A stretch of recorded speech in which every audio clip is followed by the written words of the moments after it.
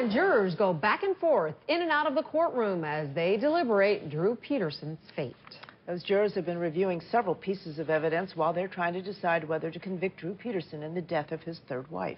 ABC 7's Diane Patthew has been in court all day, and she is live in Joliet with the latest on what is happening right now. Diane? And the jury is still deliberating after 5 weeks of testimony. The case is now in their hands.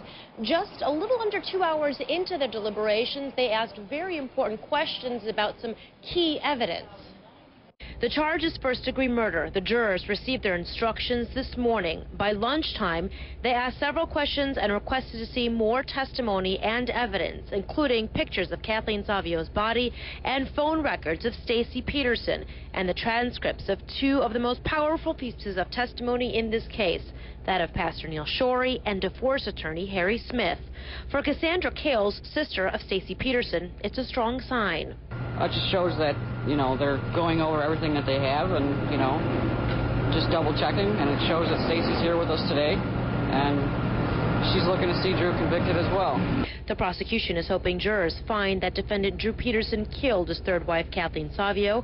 Peterson was suspected of the crime after his fourth wife, Stacey Peterson, went missing. The 58-year-old former Bolingbrook police sergeant has pleaded not guilty.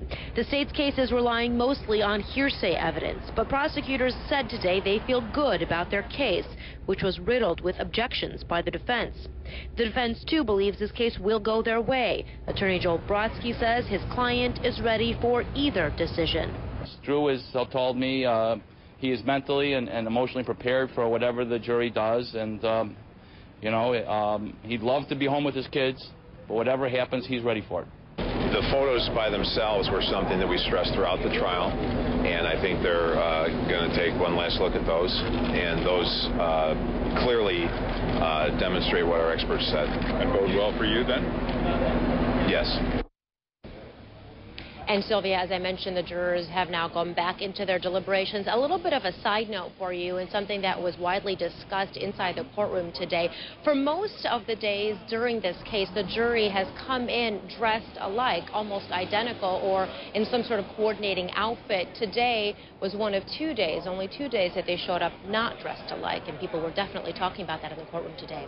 Reporting live in Will County outside the courthouse, Diane Patthew, ABC 7 News. Back to you in the studio. Okay, thank you, Diane.